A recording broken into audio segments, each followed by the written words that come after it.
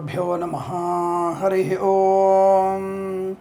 లక్ష్మీం క్షీరసముద్రరాజతనయాం శ్రీరంగదామేశ్వరీం దాసీభూతసమస్తదేవవనితాం లోకైకదీపాంకురాం శ్రీమన్మందగడాక్షలబ్ధైభవద్బ్రహ్మేంద్రగంగాధరాం త్వాం త్రైలోక్యకుటుంబినీం సరసిజాం వందే ముకుందప్రియాం.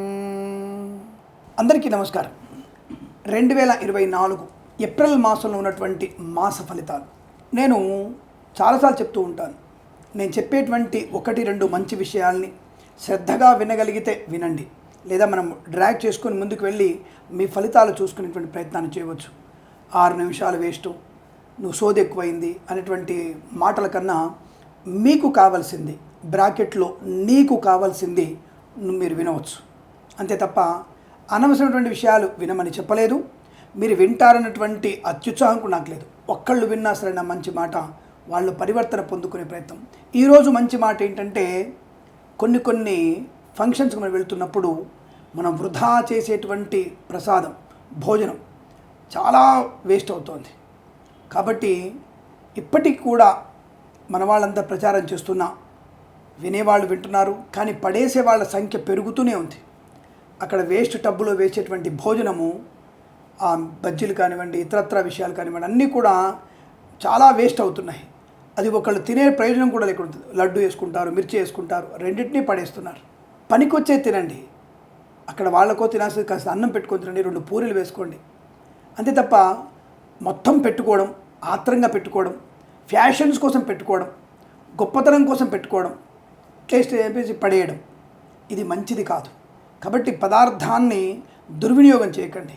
ఆ ఫంక్షన్ చేస్తున్నటువంటి వ్యక్తి కూడా కష్టపడి సంపాదించిన ధనమేదన్న విషయాన్ని గుర్తించండి. ఇదొక ముఖ్యమైనటువంటి మీకు చెప్పగలిగే విషయం. వీలైతే దీన్ని పొదుపు చేసే ప్రయత్నం, అంటే అన్నాన్ని, పదార్థాన్ని పొదుపు చేయండి, 10 మంది చేత పొదుపు చేయించండి.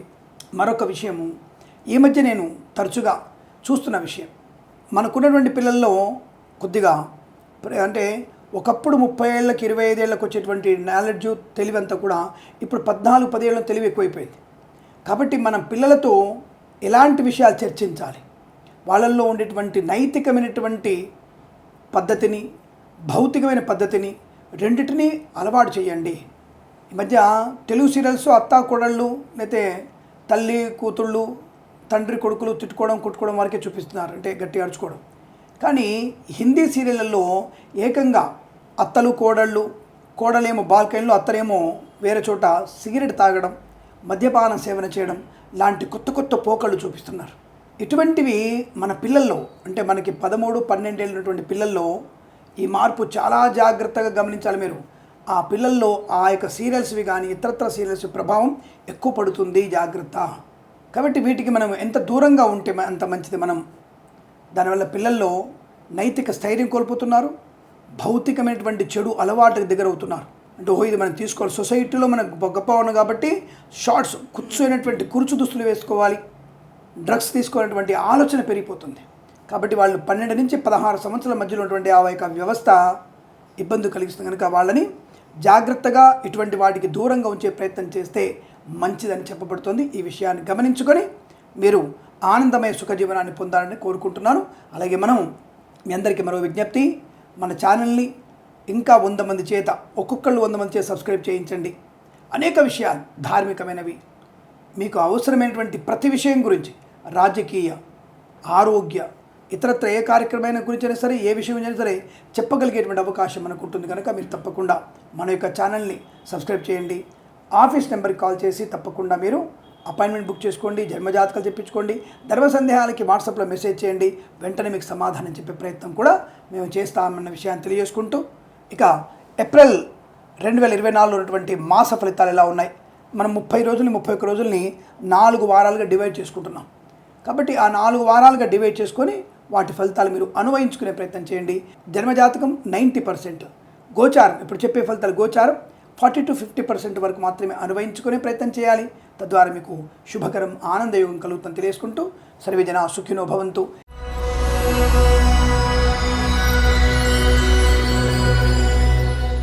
అందరికీ నమస్కారం.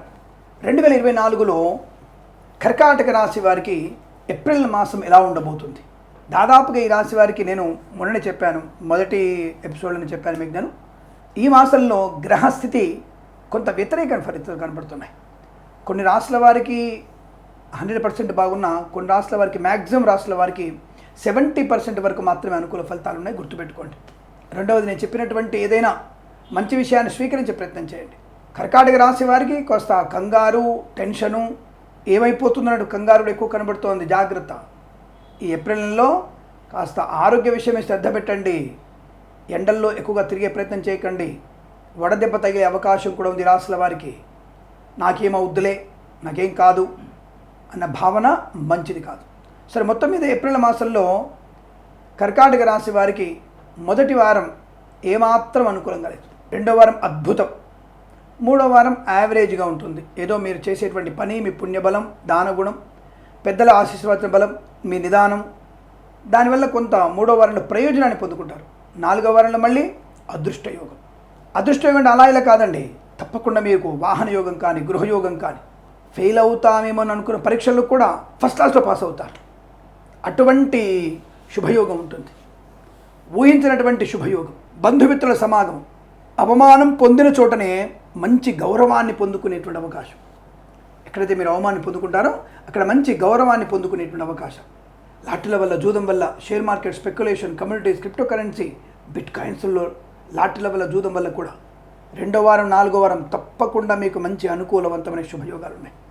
ప్రశాంతత, ఆర్థిక లాభాలు, ఆనంద యోగాలు, వస్తు లాభము, రైతన్నలకి పంట లాభం, పంటకు కావాల్సిన ఏర్పాట్లు బాగా చురుగ్గా సాగడం, దుక్కి దున్నడానికి ఏర్పాటు చేసుకోవచ్చును, మంచి విత్తనాలు సమకూర్చుకోవచ్చును. తీరా సమయానికి వచ్చేంతవరకు ఎందుకు, ముందుగానే ప్రభుత్వం వారు నిర్ణయించినటువంటి ఈ విత్తనాల షాపులోంచి మంచి విత్తనాలు ముందే కొనుక్కోండి. దయచేసి మీరు రైతులందరూ కూడా ఈ రసాయన ఎరువుల పిచికారి మానేయండి. ఇది మీకు ఒక 30 ఏళ్ళ తర్వాత, నిజం చెప్తున్నా నేను, మీరు పెట్టినటువంటి అన్నము, ధాన్యము తిని నపుంసకులుగా మారేటువంటి అవకాశం ఎక్కువగా ఉంటుంది. నేను రైతులకి చెప్తున్న విషయాన్ని. ఎందుకంటే మనం చేసేటువంటి పిచ్చికారీలో ఆడపిల్లలు కానీ, మగపిల్లలు కానీ వీర్యవృద్ధి, అండోత్పత్తి తగ్గిపోయేటువంటి అవకాశం ఉంది. ఇది మీరు తెలుసుకోండి. మీరు ఎటువంటి రసాయనాలు వేస్తున్నారో తెలుసుకోండి. మరి మీరు రసాయనాలు వేసినప్పుడు మీరు మాత్రం ముక్కు ఎందుకు కట్టుకుంటారు? ముక్కును పీలుచుకుంటూ కట్టొచ్చుగా. ఆ కలిపిన రసాయనాలతో మీరు కూడా భోజనం చేయొచ్చుగా. ఎందుకు శుభ్రంగా అన్ని కడుక్కుంటారు? ఎందుకు? అది విషం కాబట్టి. ఆ విషము మొక్కల్లో కానీ, పత్తిలో కానీ, వాటిల్లో కానీ తప్పకుండా పీల్చుకుంటుంది. అది పరోక్షంగా తిన్న విషము మగవాడికి వీర్యకణ వృద్ధిని నాశనం చేస్తుంది, ఆడపిల్లకి అండాలని విచ్ఛిన్నం చేస్తుంది. ఇది తెలియకుండా మనం తింటున్నాం. ఇప్పటికే బర్గర్లు, అది అంటారు కదా, బర్గరు, పిజ్జాలు తినడం వల్లనే పిల్లల్లో, ఆడపిల్ల మగపిల్లల్లో తీవ్రమైనటువంటి అనారోగ్యాలు వస్తున్నాయి. మంచి పుంటికూర తెలియదు వాడికి, గోంగూర తెలియదు వాడికి, మంచి వంకాయ, లేత వంకాయ తెలియదు. లేత వంకాయ తింటే వాళ్ళు తినబుద్ధి కాదు, బెండకాయలు తింటే అసహ్యం ఉంటుంది. ఆకుకూర అంటే దూరంగా పెడతారు ముఖాన్ని. అదే పిజ్జాలు, బర్గర్లు అంటే ఎగేసుకుని తింటారు. కొంతమంది దాంట్లో ఉమ్మేసి పెడుతుంటారు. అది యూట్యూబ్లలో కనబడుతుంటుంది. గప్చుప్లలో కూడా మనకి ఇవన్నీ చేతులు పెట్టి వాడు మూత్రం పోసి కూడా ఈ మధ్య వాడు తయారు చేసిన అది చూస్తూనే ఉన్నాం మనం. అయినా సరే మనం అటువంటి ప్రకృతి విరుద్ధమైనటువంటి వాటి తినడానికి ప్రయత్నం చేస్తున్నాం. మన శరీరాన్ని మనం నాశనం చేసుకుంటున్నాం. అయినా సరే మనం పెద్దోళ్ళందరూ కూడా పోలేండి, అప్పుడప్పుడు కదా, ఒక్కసారి కదా. వాడు ఉమ్మేసే తిండి అయితే ఏంటిది, వాళ్ళ అల్పాచరణ చేసినట్టు తిండి అయితే, అంటే మూత్రం పోసిన తిండి అయితే ఉంది. ఏదైనా సరే తినేయాలి మనం ఫస్ట్. తప్పుగా అనుకోద్దు, నేను పొరపాటు మాట్లాడతాండి. నేను సోషల్ మీడియాలో చూసినవి మాట్లాడుతున్నాను. ఇవన్నీ కూడా చూసినవే మాట్లాడుతున్నాను, చూడని ఏవి నేను మాట్లాడటం లేదు. సరే, ప్రస్తాంశం చెప్పయ్యా అని సోదెందుకు అనుకుంటే, అటువంటి పదార్థాలు తినడం వల్ల అనారోగ్యం వస్తుంది. అంటే రైతులు దయచేసి మీరు సేంద్రియ ఎరువులు వాడండి. పిల్లల్లో ఆరోగ్యవంత లక్షణము, బుద్ధి బాగా పనిచేస్తుంది, సమాజానికి ఉపయోగపడేటువంటి పిల్లలు తయారవుతారు. మంచి పదార్థం తినడం వల్లనే మంచి బుద్ధి కలుగుతుంది. మంచి బుద్ధి వల్ల సమాజ వృద్ధి కలుగుతుంది.